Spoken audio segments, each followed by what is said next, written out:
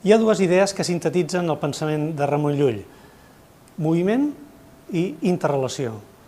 En certa manera podríem dir que aquest home extraordinari del segle XIV, entre el segle XIII i el segle XIV, que va arribar a escriure més de 260 llibres en català, llatí i en àrab, doncs va arribar a concebre la realitat com un conjunt d'elements en connexió constant.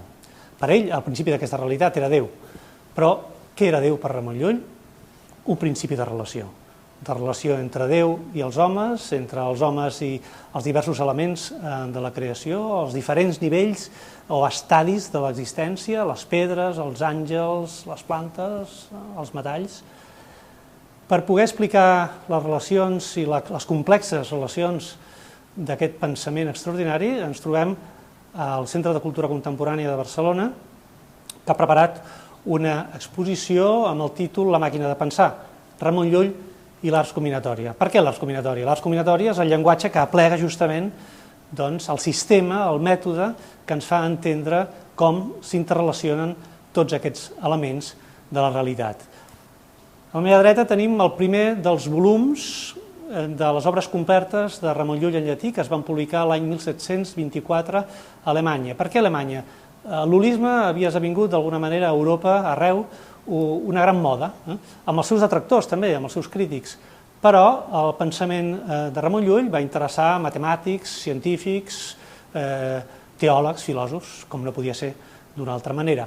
Aquest primer volum de Ramon Llull està introduït per un gravat a tinta, en el que veiem dos feixos de llum.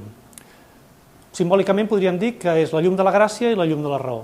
És just el gran tema del pensament de la filosofia medieval i molt especialment del sistema de Ramon Llull. És a dir, no renunciar a la raó, no renunciar a l'intel·lecte per haver d'entendre els grans misteris de la teologia cristiana, com són els dogmes de l'encarnació i de la Trinitat. Hem de pensar que, per exemple, altres filòsofs de l'època, com Tomàs d'Aquino, creien que l'encarnació i la Trinitat no podien ser entesos intel·lectualment, és a dir, no podien fer servir tot l'aparell conceptual per entendre'ls. Aquest no és el cas de Llull. Llull dignificava l'intel·lecte perquè creia que tot havia de poder ser entès racionalment.